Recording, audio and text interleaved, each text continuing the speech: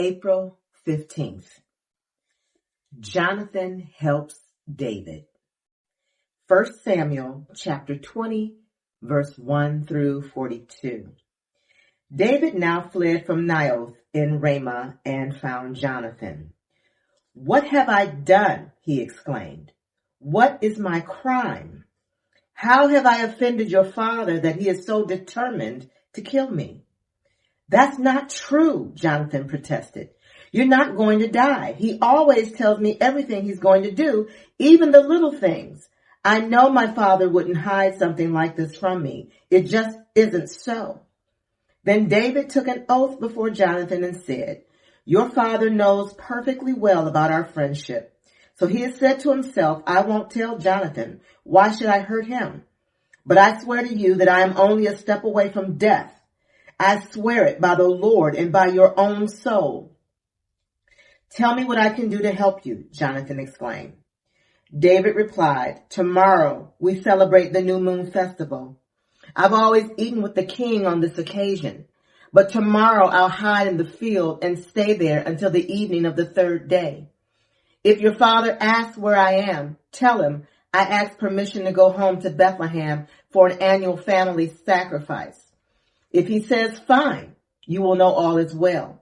But if he is angry and loses his temper, you will know he is determined to kill me. Show me this loyalty as your sworn friend, for we made a solemn pact before the Lord. Or kill me yourself if I have sinned against your father. But please don't betray me to him." "Never," Jonathan exclaimed. "You know that if I had the slightest notion my father was planning to kill you, I would tell you at once." Then David asked, "How will I know whether or not your father is angry?" "Come out to the field with me," Jonathan replied, and they went out there together. Then Jonathan told David, "I promise by the Lord, the God of Israel, that by this time tomorrow or the next day at the latest, I will talk to my father and let you know at once how he feels about you. If he speaks favorably about you, I will let you know. But if he is angry and wants you killed, may the Lord strike me and even kill me if I don't warn you so you can escape and live.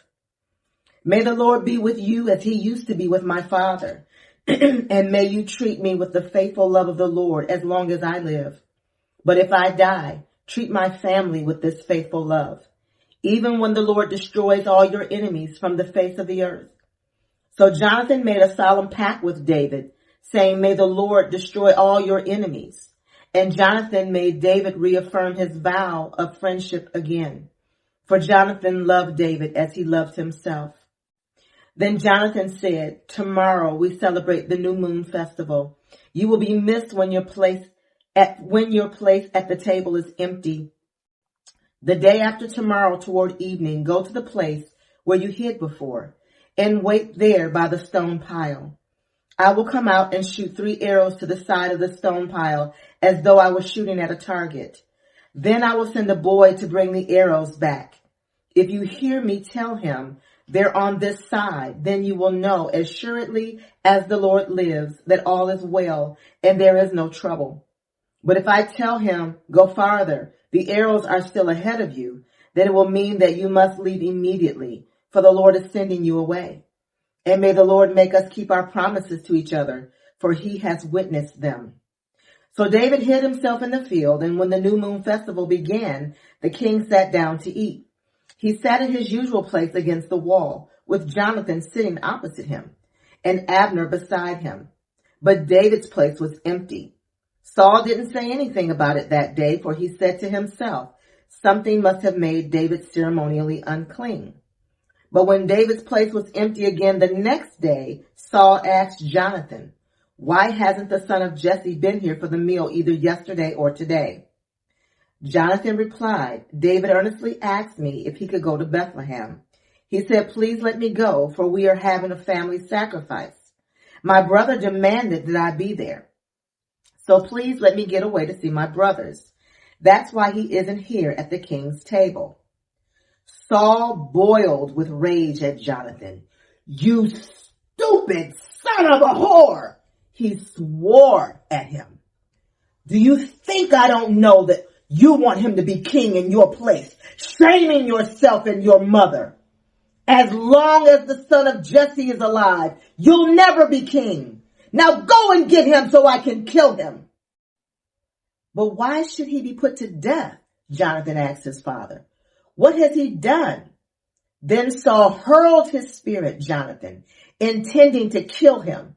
So at last Jonathan realized that his father was really determined to kill David.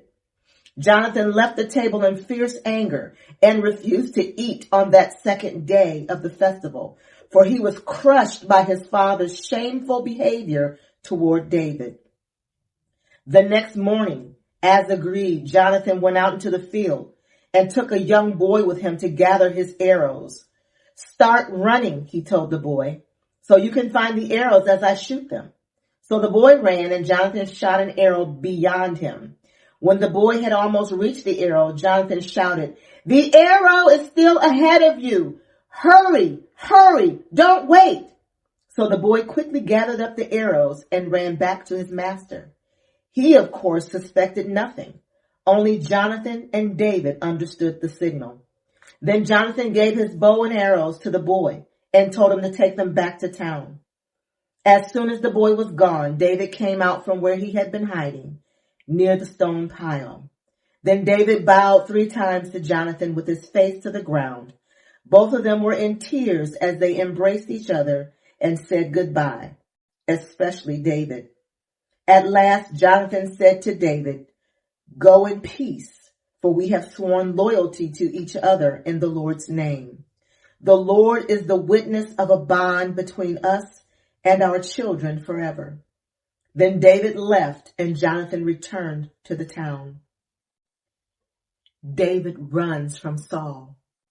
1 Samuel chapter 21, verses 1 through 15. David went to the town of Nob to see Ahimelech the priest. Ahimelech trembled when he saw him. "Why are you alone?" he asked. "Why is no one with you?" "The king has sent me on a private matter," David said. "He told me not to tell anyone why I am here. I have told my men where to meet me later. Now what is there to eat? Give me 5 loaves of bread or anything else you have." "We don't have any regular bread," the priest replied.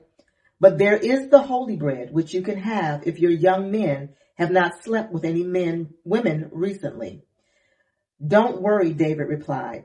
"I never allow my men to be with women when we are on a campaign.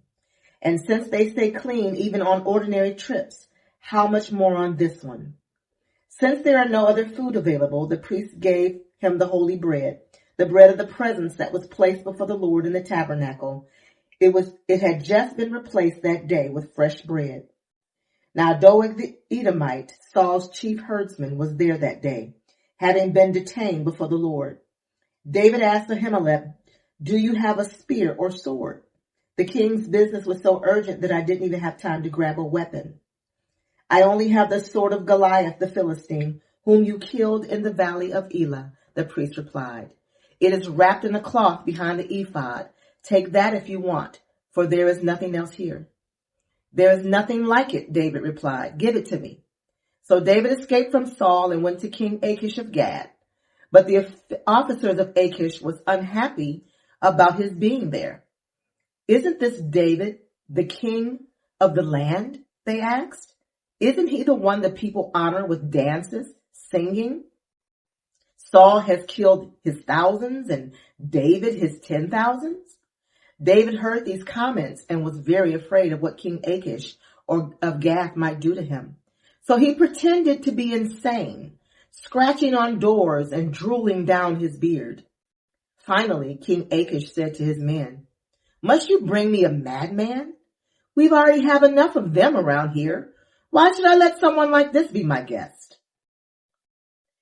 Psalm 34. A psalm of David regarding the time he pretended to be insane in front of Abimelech, who sent him away. I will praise the Lord at all times. I will constantly speak his praises. I will boast only in the Lord. Let all who are helpless take heart. Come, let us tell of the Lord's greatness. Let us exalt his name together. I prayed to the Lord and he answered me. He freed me from all my fears. Those who look to him for help will be radiant with joy. No shadow of shame will darken their faces. In my desperation, I prayed, and the Lord listened. He saved me from all my troubles. For the angel of the Lord is a guard. He surrounds and defends all those who fear him. Taste and see that the Lord is good. Oh, the joys of those who take refuge in him. Fear the Lord, you his godly people, for those who fear him will have all they need. Even strong young lions sometimes go hungry, but those who trust in the Lord will lack no good thing. Come, my children, and listen to me, and I will teach you to fear the Lord. Does anyone want to live a life that is long and prosperous? Then keep your tongue from speaking evil and your lips from telling lies. Turn away from evil and do good. Search for peace and work to maintain it. The eyes of the Lord watch over those who do right. His ears are open to their cries for help. But the Lord turns his face against those who do evil. He will erase their memory from the earth. The Lord hears his people when they call to him for help. He rescues them from all their troubles. The Lord is close to the brokenhearted. He rescues those whose spirits are crushed. The righteous person faces many troubles, but the Lord comes to rescue each time. For the Lord protects the bones of the righteous. Not one of them is broken. Calamity will surely destroy the wicked, and those who hate the righteous will be punished. But the Lord will redeem those who serve him. No one who takes refuge in him will be condemned. May the Lord add a blessing to the reading and to the hearing of his holy word.